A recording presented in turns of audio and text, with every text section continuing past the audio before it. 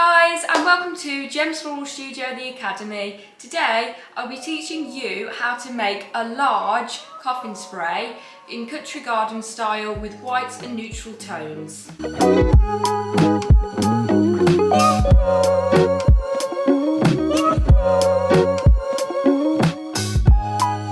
flowers we will be using today are 30 stems of leatherleaf. We've got 12 stems of thelaspi, we've got 10 stems of baby blue eucalyptus, we've got 10 stems of white stock, 10 stems of white spray roses, we have got 12 stems of white veronica and 20 stems of white avalanche roses. And then the mechanics we're going to be using are a tape measure, floristry scissors, floristry waterproof tape. We're going to need a double oasis block floral foam tray and 3 soaked oasis blocks. Now what we're going to do first is we're going to place 2 bricks into the tray like so. Make sure they're nicely in there. Then we're going to get our waterproof floristry tape, find the end of that, and then we are just going to secure it, oh it's stuck on there, around the tray and oasis. So just go around a couple of times and then go over to the next brick and do exactly the same on that side. Go around a couple of times like so. Then we're going to get our 3rd brick, put it onto the centre of the 2 bricks, and then we're going to do the same on that side also. So just go round with the tape. I like to do 3 times on this one to make sure it's nice and secure. And then you can just literally rip it off with your fingers and then stick the end of it to another piece of the tape as well. And there we go. That is our mechanics for the floral spray. So if you don't know how to soak your oasis properly, we have actually got another video and we'll put it in the link in the description down how to properly soak your oasis, because there is a specific way to soak it to get max life out of your flowers. So for this spray in particular, we're going to be doing a 4 foot, so just take your tape measure because this is very, very crucial, especially because this is going to be for a funeral, that it needs to be exactly the right size. So I just get 4 foot on the tape measure, try to put the middle, so the 2 foot mark, get it in the middle of the tray. And then what we're going to need to do now is just get our leather leaf and then just make it to the length of the tape measure, so the 4 foot.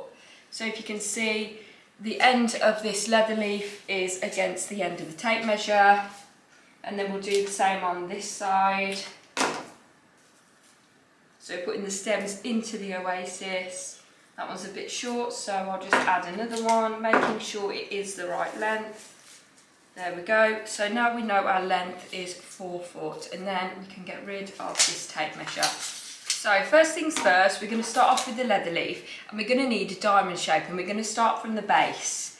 So what we're going to do, we've got our length now, so we're just going to cut our stems and start to form a diamond shape at the base, like so. So when you get to the centre here, that's going to be the top of the diamond shape on the side. Let me just pull it back a little bit so you can fully see.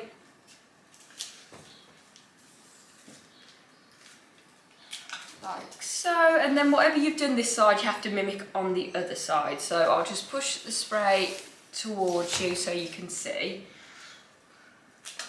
So we're going to do exactly the same on the other side.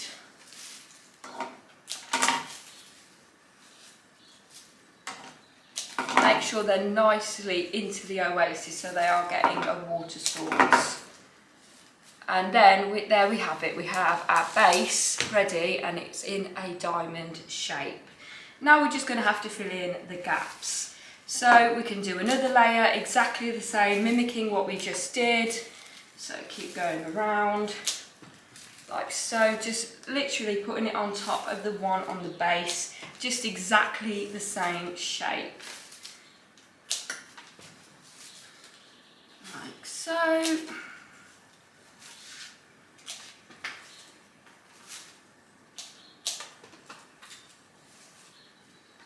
Right, and then once we've done our second layer, we are then going to go to the top, and that needs to be the tip of the diamond. So what we're going to do with this, we're going to get one leather leaf here, put it on the top oasis like this, and just go in the same structure as you've done on the other two layers, but just a smaller stem, so you can create that nice diamond shaped tip on there.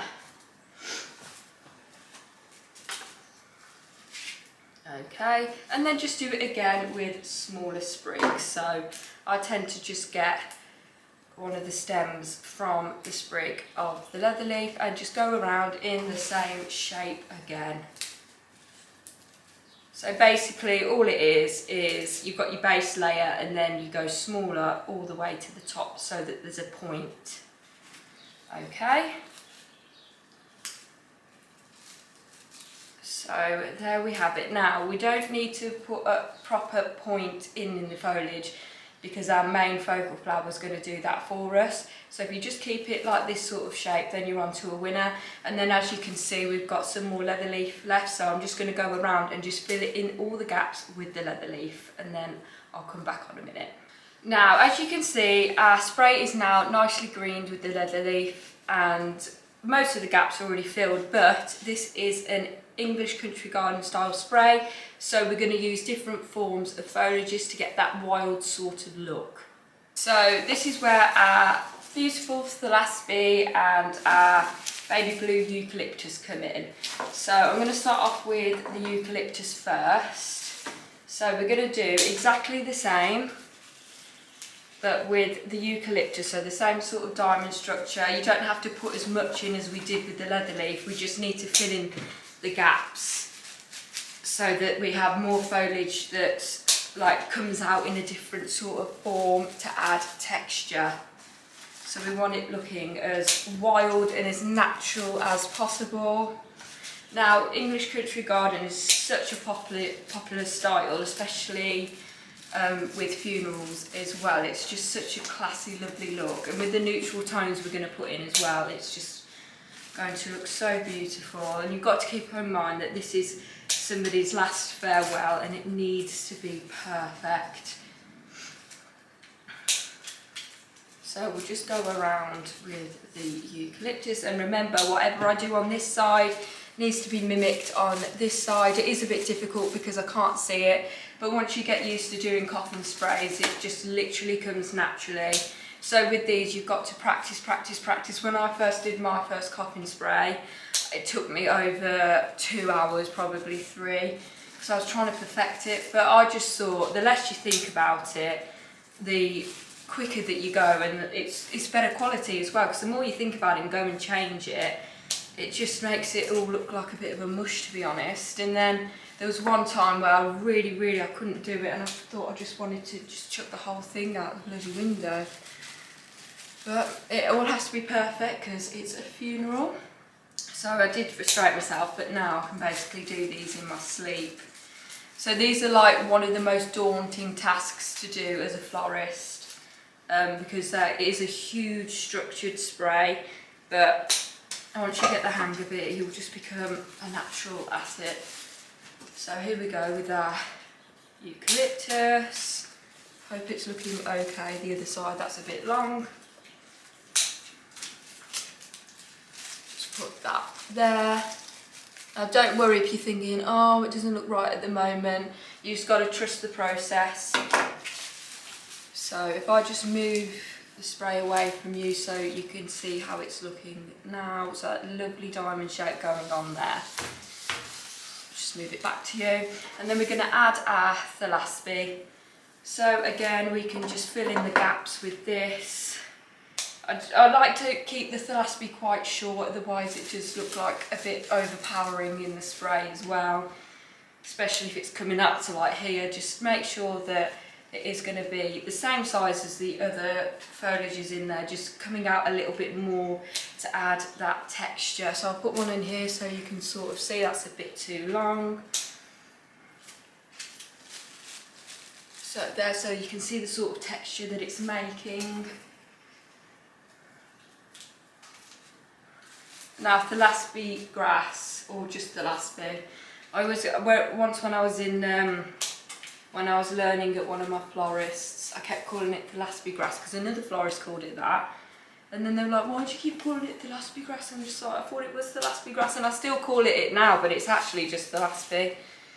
But we all have our different names for our different flowers, just like slang, slang words.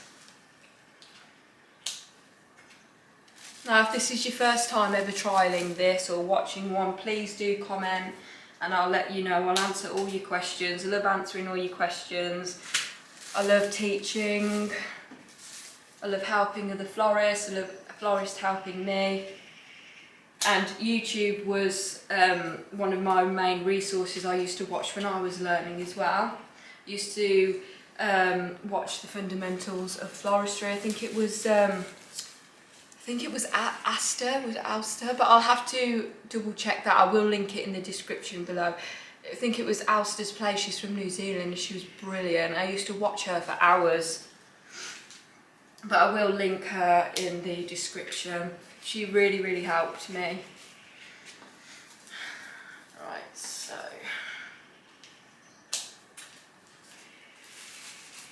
right, just continue going round. I'm just going to come round towards you so I can see what's going on here. Brilliant. I'm just going to pop one there like that. Okay, and then that is, well, I'll come round and speak to you because I'm speaking to myself. Right, this is the full foliage form of the spray. So we've now got our shape. And then if you can see any gaps, you can go around and just put bits of foliage in there that have like fallen on the floor. I've got a few down here on the side and we can fill the gaps in with that. But you've got to make sure that you do keep these ingredients because of the pricing. You can't price to be nice, even though it is a funeral. You need to make sure you know all your price, and that is the reason why I was saying, oh, I've got this many stems of this many stems of that. So I know that it's all going to be in the price of the Coffin spray.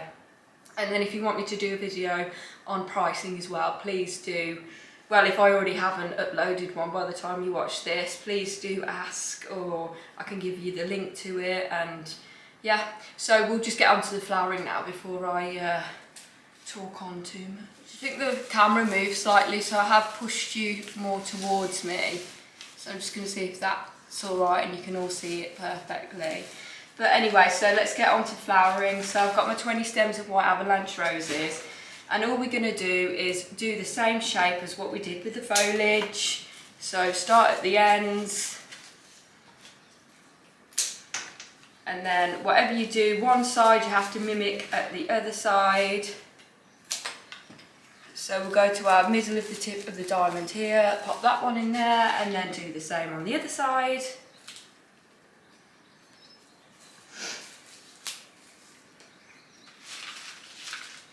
Then we shall go to the middle here, put that one there, put another one here because you need to mimic that. And as you can see, you'll start to form a sort of diamond shape. Do you remember the rules of 3? So that is perfect. I'm just going to do that on the other side as well. And then we are going to go straight through the middle with our roses in like a zigzag line. So it will go something like zigzag across so that the eye will see it all merging in nicely together. So we've got our main rose here. Well, not the main rose, but the main rose on this side. We're just going to take our rose and put it here in the direction of you guys. Then we're going to do the same again on this side, but the direction is facing towards me. And then we go to our focal flower, which is going to go here. If that's big enough. If not, I'm going to change it. Okay, I'll put that one there. And then just put this one on here facing towards me because that's what we did on the other side. And then I will just get my purple flower, try and get the best rose. Just take the guard petals off if you can see any.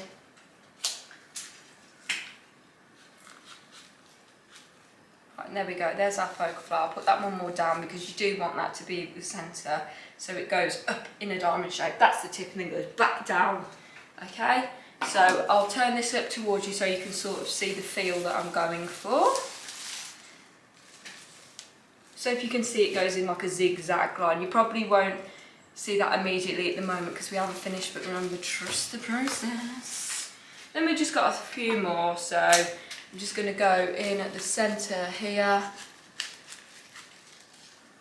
and then the same on the other side.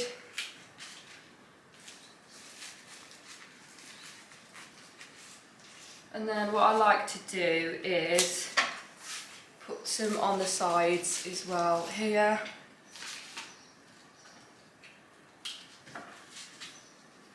Oh, make sure you don't do that, please. Okay. Yeah, and then do the same on the other side.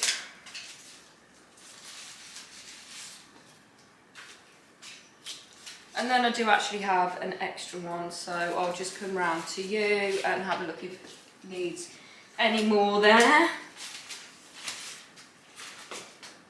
Okay, so maybe I'm just going to put one like here. Okay, and then that's perfect with the roses. And then I shall just grab my spray roses and we'll go around with those. So now we've got our main flowers in, which are the roses. We're just going to go around with the spray roses. So do the same again. If you put one here, you need to mimic it the other side. But I just like to go around it and put them in the gaps because this is a country garden style. It needs to be wild. And sort of an unstructured look, so you don't have to do it structurally now. Just pop them anywhere in the gaps. Because when people do say they want an unstructured spray, they do have to be structured in some ways, otherwise it's going to look like a big blob, isn't it? So now we can just work freely with the other flowers, using them as a sort of filler flower. And just mimic the same on the other side. Just make sure that you're sort of evenly distributing them out. That's all the advice that I can say to you, because you don't want one side looking very full and the other one looking quite bare. Okay, right, and then we shall go in with our white stocks. So same again, we can just pop these into the gaps. This will just add texture and structure and really give it that wild sort of look.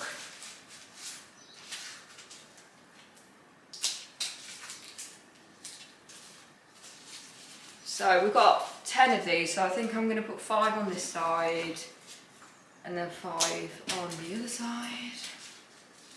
When I say 5, it always sounds like dead Brummy. I'm just like, Gemma, no, don't do that. Okay, so I'll just come round to you.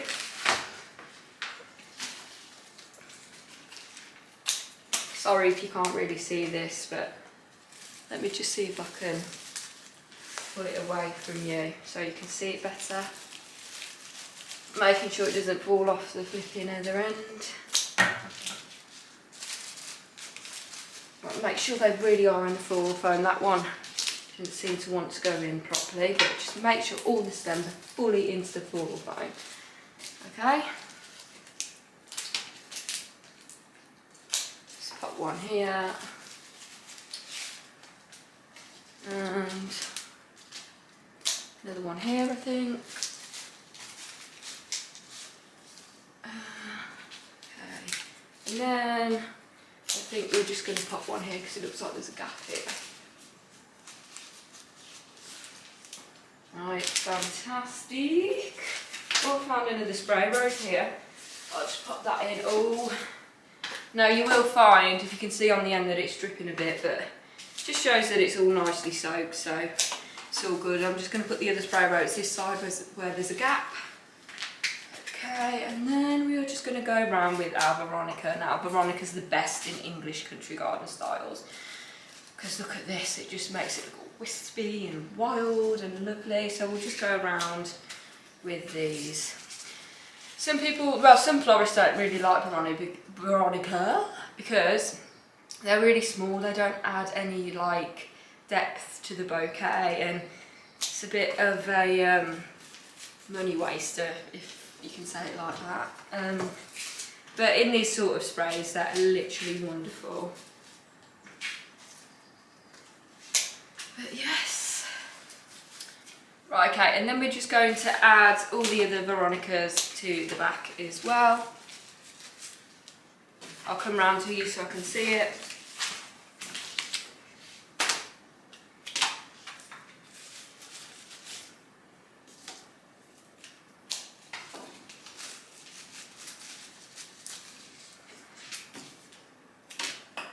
Then just the last two, I'm going to put that one up there and that one down there.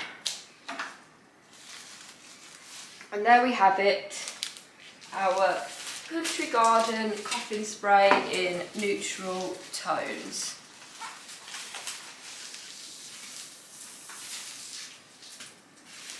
Probably not the best way to show it, but I'll take some pictures for you.